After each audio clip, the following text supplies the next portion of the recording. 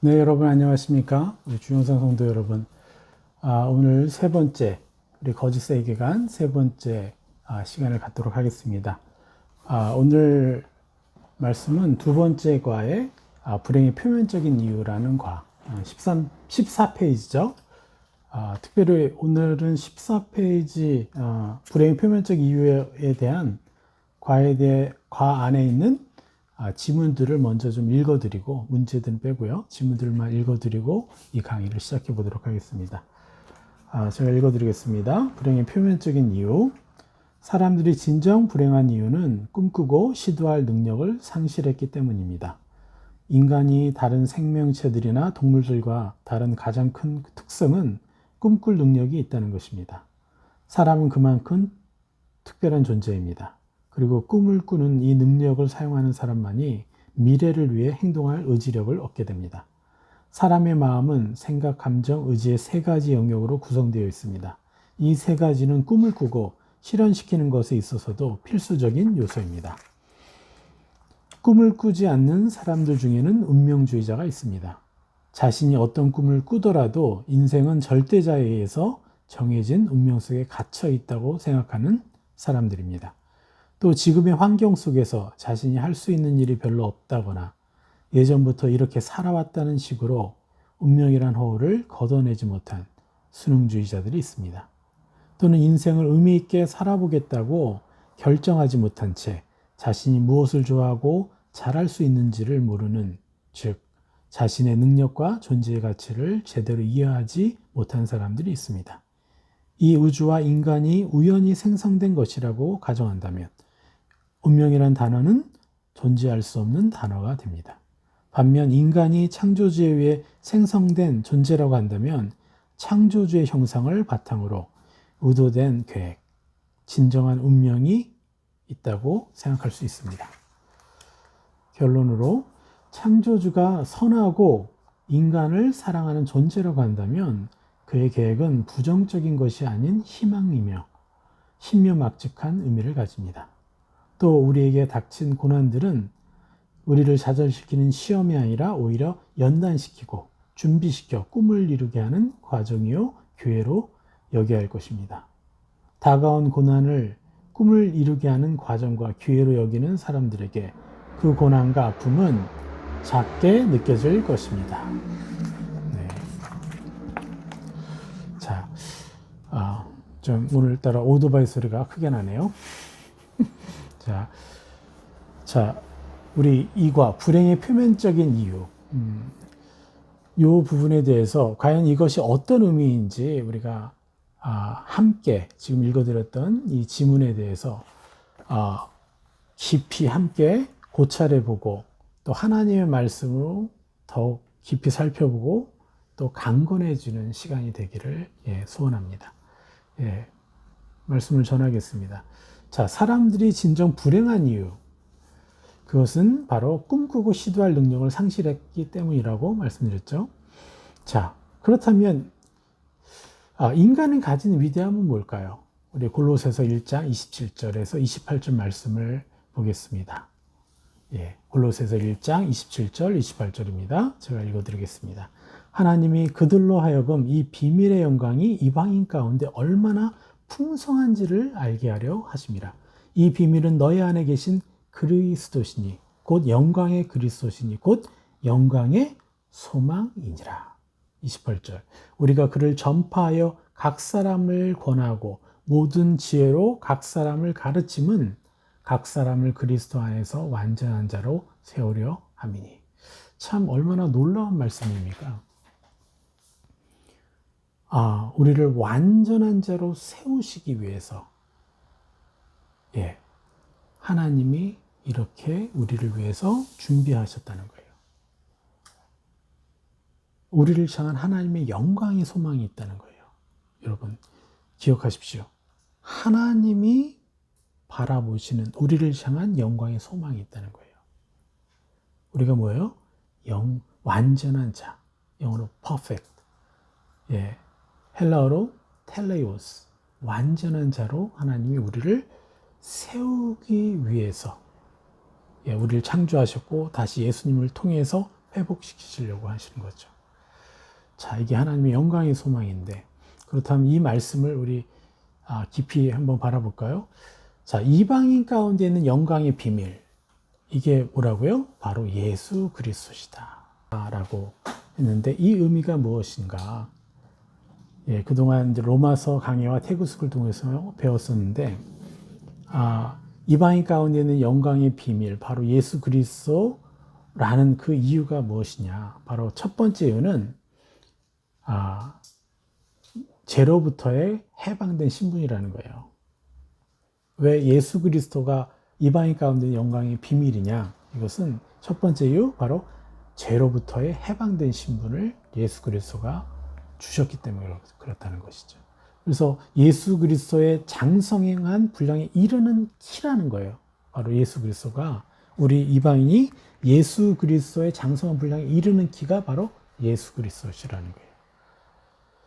이것은 새 사람을 입는데 집중함으로 성화를 십자가의 은혜로만 이루는 것이라는 거예요. 무슨 말씀이냐? 예, 우리가 옛사람에 묶여 있는 것이 아니라, 옛사람에 묶여서 정죄감을 받아들이시는 것이 아니라, 예수 그리스도 때문에 더 이상 그것을 벗어버리고 내가 거절하고 새 사람을 입는데 집중할 수 있다는 거죠. 그래서 성화를 오직 십자가의 은혜로만 이루게 된다는 것이에요. 여기서 우리가 주의해야 될 것은 또 뭐죠? 여기서 세상이 기독교를 오해하는 주요 부분이 뭐예요? 바로 지난번에 말씀드린 것처럼 영화 밀양처럼 뭐죠? 사람에게 사과하지 않고 미안해하지 않는 거예요. 이것은 하나님의 뜻이 아니라고 분명히 말씀드렸죠. 그냥 정죄감을 거절하는 거예요. 내가 잘못한 것에 대해서. 그리고 정죄감을 거절하고 새 사람을 입는 것이에요. 그것은 하나님 앞에서 죄인된 신분이 아니라 의인된 신분으로 서는 것이지, 이 비밀을 알지 못하는 세상 사람과 또 주변 형제 자매들에게 충분한 미안함과 그 대가를 치르는 당연한 인성, 하나님의 당연한 성품을 거절하는 게 아니에요. 그것을 무시하라는 게 아니에요. 이것을 제대로 이해하지 못해서 기독교가 세상으로부터 개독교라고 불리는 아주 주요한 원인이 됐죠. 이해가 되시나요? 우리 그리스도인들은요, 우리 하나님의 사람들은 세상 사람보다 더 도덕적 수준이 높아야 됩니다. 또한 세상 사람들보다 성품이 더 아름다워하는 게 맞는 것입니다. 왜 그렇습니까? 왜 그럴 수 있어요? 왜 우리가 그들보다 더 높고 더 수준이 높을 수 있어요? 십자가의 은혜로 새 사람을 입을 수 있기 때문이죠. 그래서 세상 사람보다 더 빨리, 더 차원이 높게 성화를 이룰 수 있게 되는 거예요. 예수 그리스도의 십자가를 의지해서. 그런데 왜 세상보다 더 아름다워야 하죠? 그것은 어두운 세상을 빛으로 정복해야 하는 게 우리의 임무니까요. 우리는 세상의 빛과 소금으로 책임을 다해야죠. 이게 우리를 향한 부르심이죠. 맞습니까? 여러분, 성품이 개떡같아도 은사를 잘 사용하는 분들이 있어요. 많은 은사를 받은 분들이 있어요. 그러나 그들의 사역의 말미는요, 교만과 세상죄에 묶여서요, 참 너무 안타까운 인생을 맞게 되어 있습니다. 이것을 속지 말아야 됩니다. 또 그런 분들을 보면 우리가 더 많이 기도해 드려야 돼요. 저런 분들이 하나님의 은혜와 하나님의 형상을 더 많이 입음으로써 그들이 가진 은사가 더 아름답게 쓰임받도록. 자, 첫 번째 이유가 뭐라 그랬죠? 바로 그 이방인 가운데 있는 영광의 비밀이 바로 예수 그리스도라는 그 첫 번째 이유가 바로 우리가 죄로부터 해방된 신분이라는 것. 그래서 예수 그리스도의 장성한 분량에 이르는 키라는 것. 그래서 여기서 중요한 점은 새 사람을 입는데 우리가 집중할 수 있다는 거죠. 그래서 우리의 성화는 오직 십자가의 은혜로만 이룰 수 있다는 것이죠. 그리고 두 번째 이유는 뭡니까? 바로 이방인 가운데 있는 영광의 비밀이 바로 예수 그리스도시다라는 그 두 번째 이유는 바로 예수 그리스도의 십자가 은혜를 통해 받은 권세가 너무나 위대한 것이라는 거예요. 뭐라고요? 예수 그리스도의 십자가 은혜를 통해서 받은 우리의 권세라는 거예요. 우리의 권세가 뭐예요? 바로 예수 그리스도라는 이름이죠. 우리가 예수 그리스도 이름을 어떻게 사용하느냐, 얼마나 위대하게 사용하느냐에 대한 얘기인 거죠. 그것은 바로 사단의 공격을 최대한 받지 않으려고 피하는 신분이 아니라 어떻게 해요? 오히려 공격하고 정복하는 권세를 받은 것이라는 거예요. 우리 세상에서 태어나서 세상을 살아가는 것이 사단의 공격을 최대한 피하고 받지 않으려고 그냥 이리저리 피하는 그런 삶이 아니라는 거죠. 오히려 공격하고 정복하는 권세를 받았다는 것이죠. 이것은 뭡니까? 바로 천국 열쇠고, 또 저 이전에 했던 강의들을 계속 들어보시면 또 아시겠지만 이것이 바로 천국 열쇠라는 거예요. 위대한 권세가 예수 그리스도의 이름 안에 그것이 있다는 거죠. 묶고 풀어주는 권세고, 성령의 검이며, 즉 양날의 날선검이고, 또 옛사람을 벗겨주고 새 사람을 입혀주는 권세고, 바로 다스림의 권세죠. 또한 어떤 것입니까? 이 위대한 권세가 하늘의 상속자라는 거예요. 우리가 히브리서 잠깐 다뤘을 때 언급했듯이 바로 하늘의 상속자. 이게 뭐예요? 천사들이 너무나 부러워하는 이유인 거죠. 우리가 하나님의 나라를 확장시키는 거죠. 그래서 복음을 뭐라 그래요? 굿뉴스라고 하는 것이죠. 이것이 참 복음의 축복이고 능력이며 권세인 겁니다. 여러분, 이 부분들을 우리가 분명히 알아야 돼요. 예수 그리스도의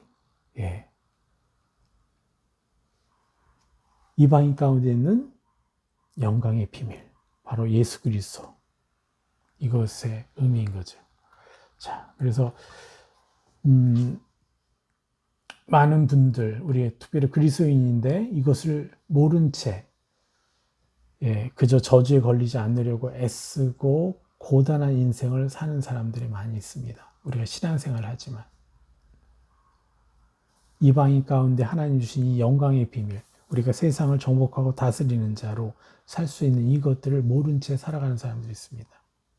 그럼 이들은 어떻게 돼요? 다른 종교인들과 비슷하거나 약간 나은 수준의 저주를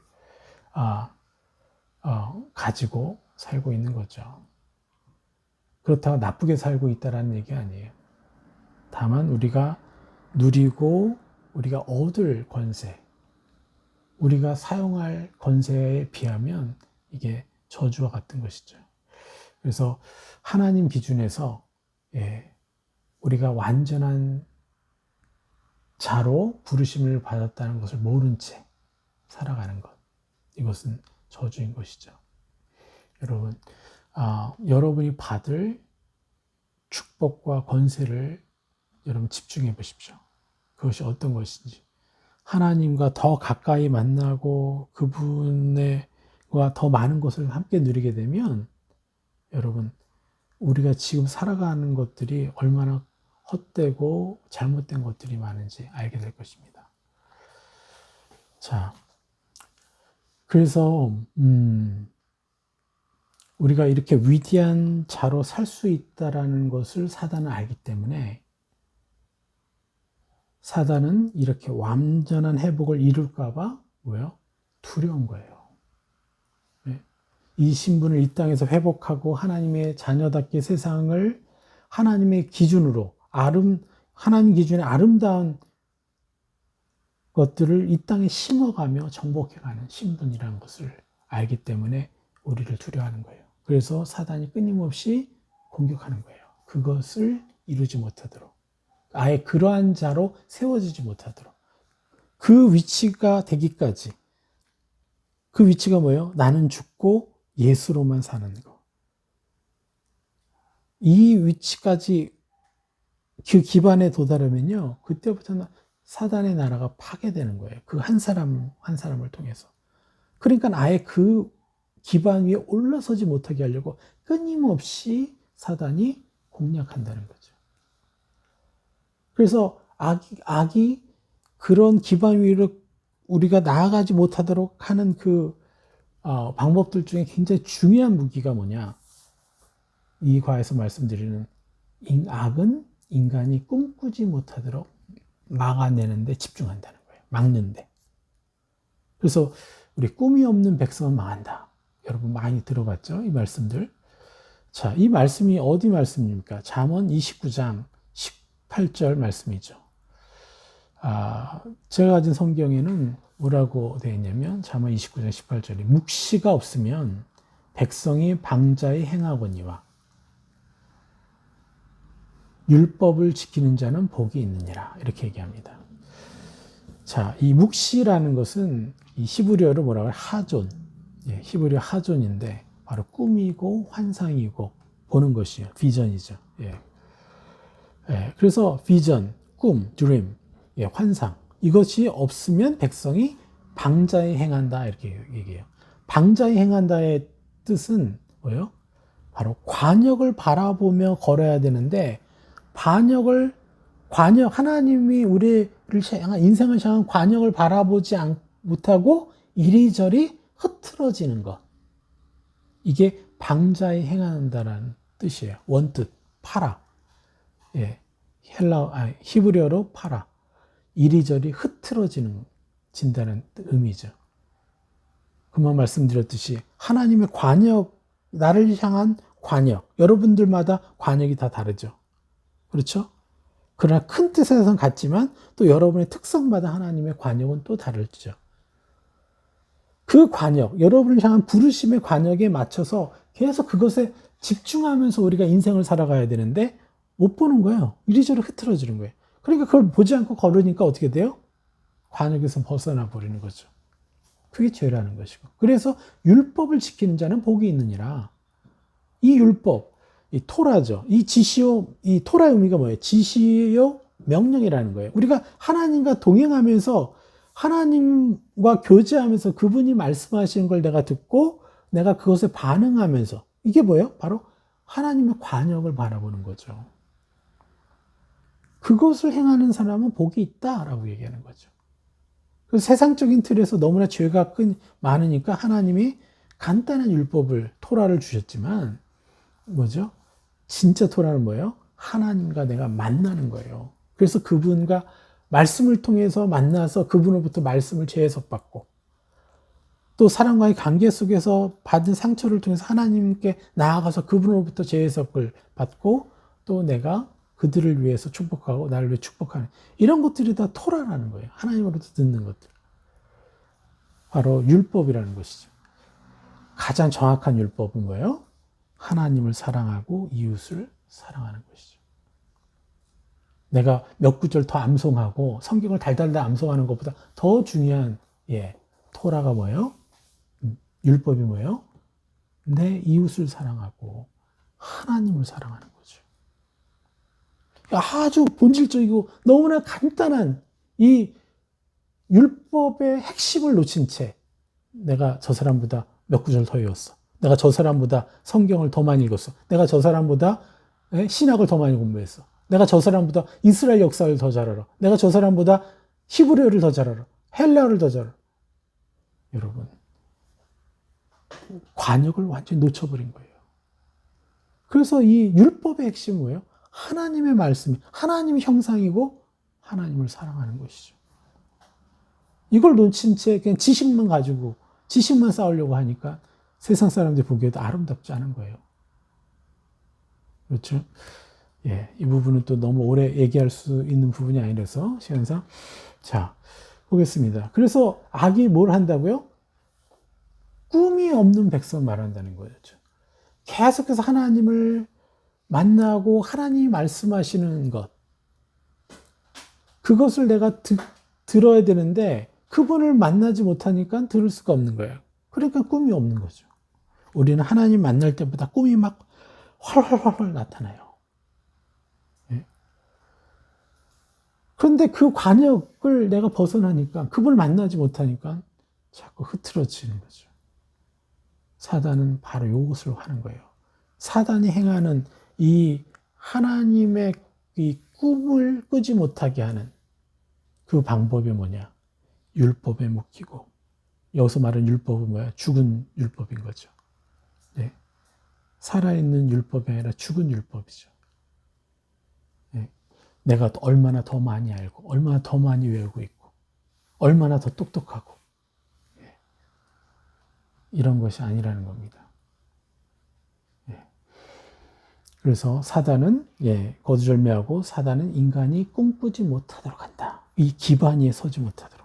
우리가 그 엄청난 그 기반 위에 하나님의 말씀의 권세, 이 예수 그리스도 이름의 권세를 쓰는 사람으로 올라가지 못하기 위해서 이 밑에서 우리가 꿈을 꾸고 올라가야 된다. 하나님을 만나서. 우리가 세상으로부터 굉장히 많이 세뇌당한 세상적인 감정들, 세상적인 원리들에 의해서 정말 무조건적인 하나님이 조건적인 하나님으로 변질되고, 원수도 사랑할 수 있는데 나는 원수 사랑할 수 없어.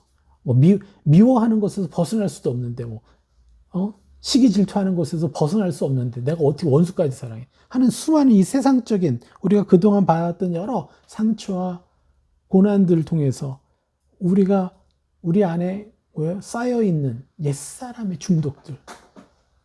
그래서 내가 어디만큼 더 멋진 사람이 될지를 모르는 이 모든 것들. 이게 바로 세상의 원리고 우리가 습관화된 것들이죠.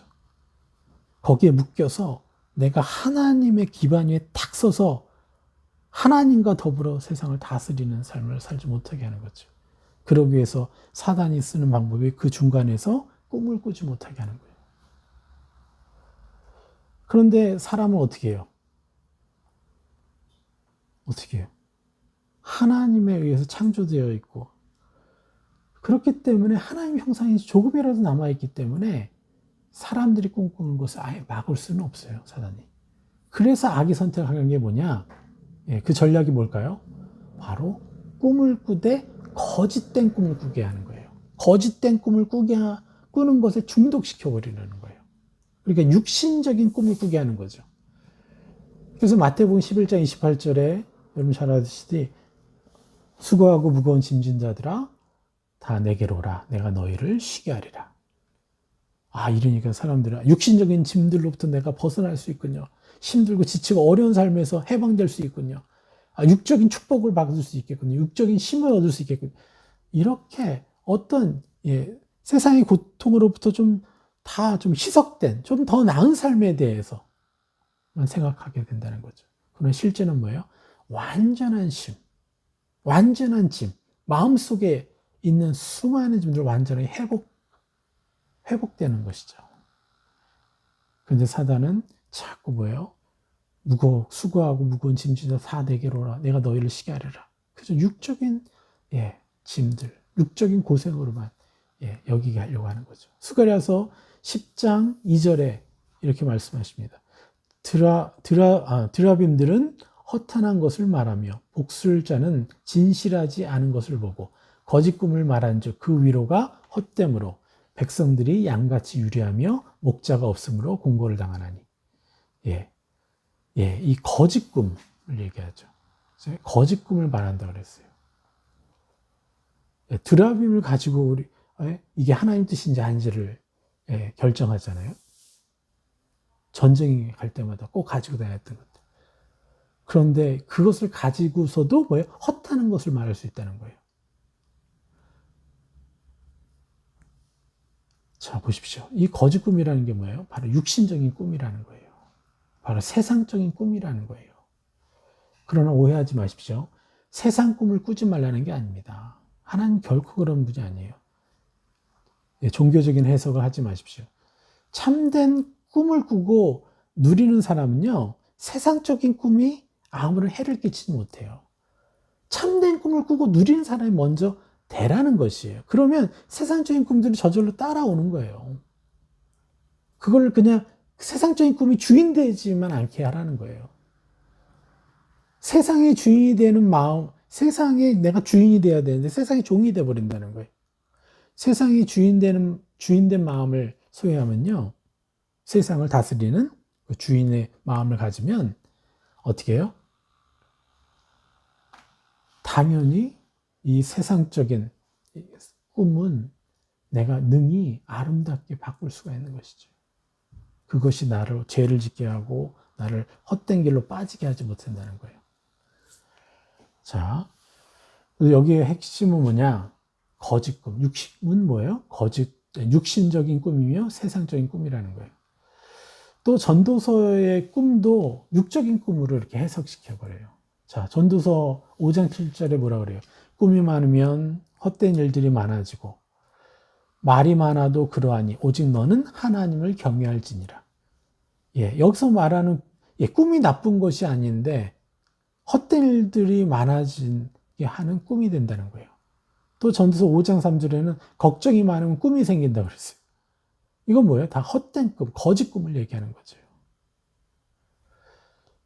자, 악한 영은 끊임없이 우리가 정말 하나님의 그 기반 위에 서서 세상을 다스리는 그 수준을 살지 못하게 하기 위해서 육신의 꿈, 거짓 꿈을 꾸게 하고, 그리고 아예 하나님 나라와 먼 꿈, 그 꿈에 우리가 묶이게 만드는 거죠. 더 심하게 하면 악한 상상을 집어넣어 주려고 치열하게 일하고 있다는 거예요, 사탄은. 그래서 우리는 하나님과 동행해야만 하는 것입니다.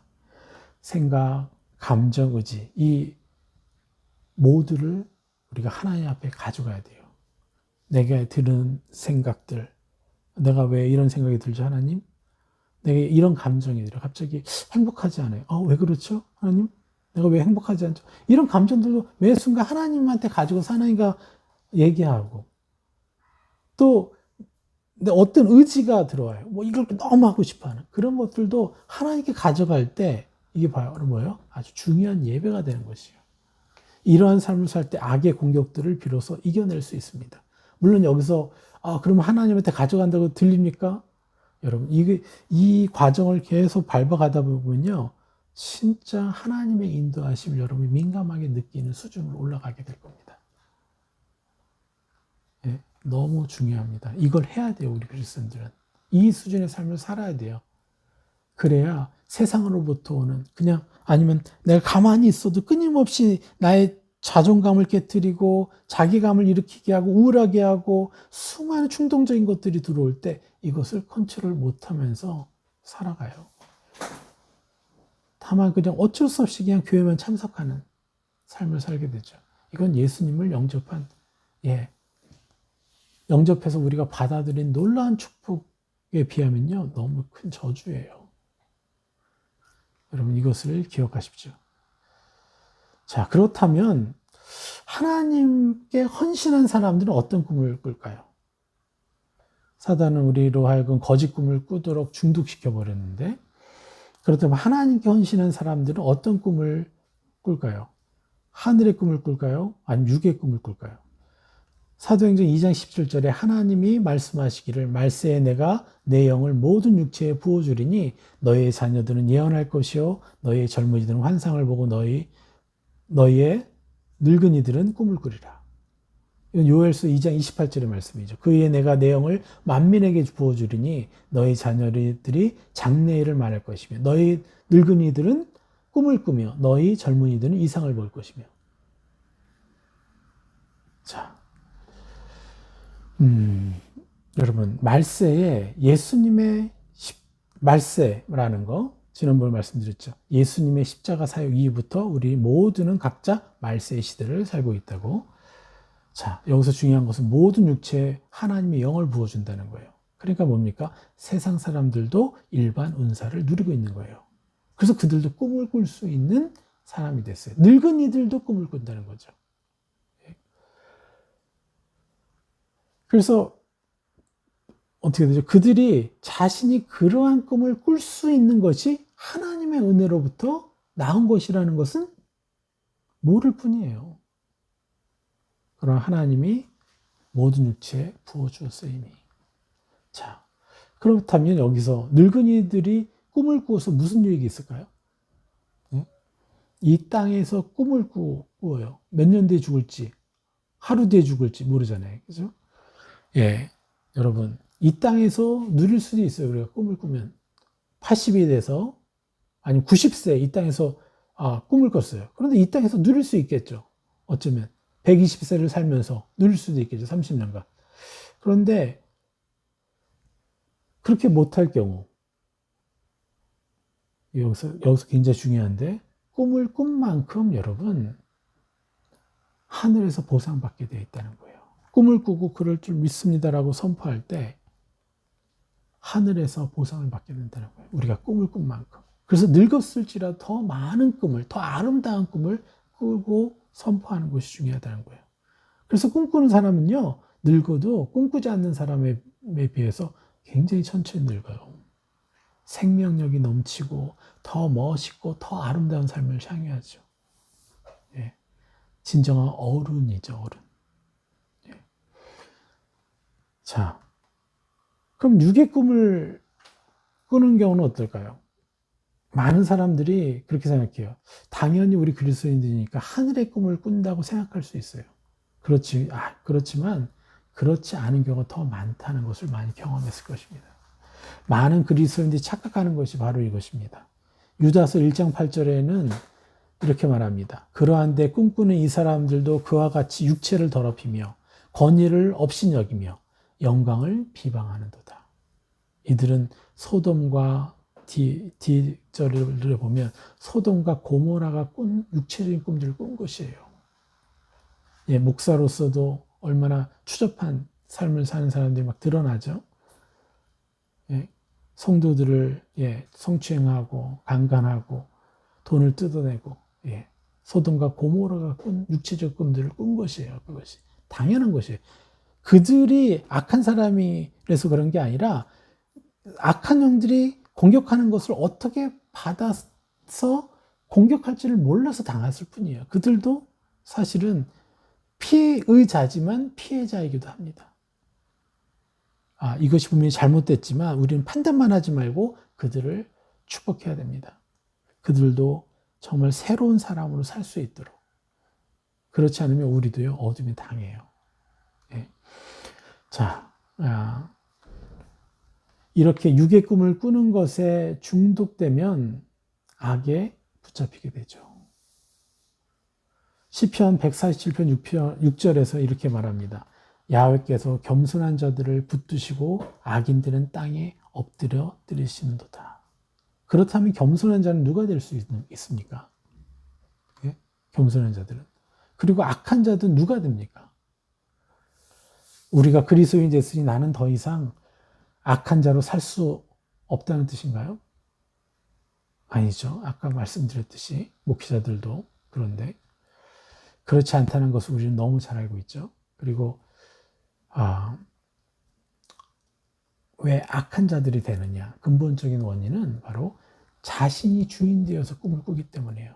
자신이 주인 되어 꿈을 꾸고 계속 꾸다 보면요, 교만한 자로 살게 돼요. 그리고 교만한 자로 살게 되다 보면 점점 더 악한 자가 되게 돼 있어요. 더 악한 꿈을 꾸게 돼 있어요. 여러분, 제가 소위 말하는 실크로드에서 사역했지 않습니까? 실크로드의 한 중간에 가운데에서 20년을 사역했는데, 중앙아시아의 그 어린아이들, 특히 남자아이들은요, 너무너무 예뻐요. 아가들. 눈도 크고요. 얼마나 예쁜지 몰라요. 그런데 이들이 커서 보면 맨날 자기 아내 때리고요. 술이나 마시고 마약하고 정말 여자들을요, 동물 취급해요. 저렇게 깨끗하고 아름다운 아이가 왜 저런 남자들로 돼 있을까요? 나중에는. 너무너무 마음이 아픈 일이죠. 이들은 태어나자마자 난 그런 인생을 살 거야 하고 스스로 작정한 겁니까? 그렇지 않죠.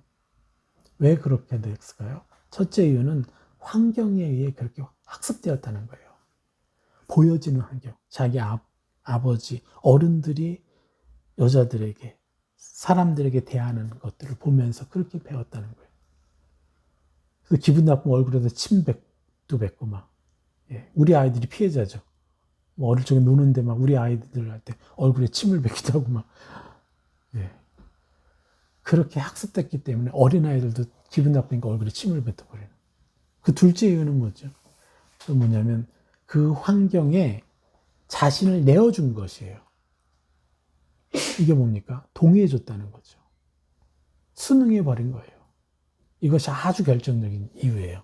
어떤 환경에서 자라났건. 그래서 하나님이 사람에게 각자 다른 환경에서 태어나게 하셨어요. 어쩌면 불공평하죠. 그런데도 불구하고 공평하신 하나님인 이유가 바로 이것이에요. 왜냐? 환경과 상관없이 자신의 삶을 결정하는 권세를 인간에게 주셨다는 거예요. 환경과 상관없이 자신의 미래, 자신의 삶을 결정하는 권세를 그 사람들이 다 가지고 있다는 거예요. 이게 뭐예요? 꿈을 꾸는 거죠. 만민에게 부어 주었다는 거예요. 말세에. 그리고 하나님의 권세를 의지해서, 하나님의 형상을 의지해서, 우리가 아름다운 하나님을 경험하고 감정을 느끼면 느낄수록 이 꿈을 꾸는 게 너무 쉬워지는데, 하나님의 감정을 하나도 느끼지 못한 채 지식으로만 배워봐요. 이런 꿈을 꾸고 지속한다는 게 어렵죠. 굉장히.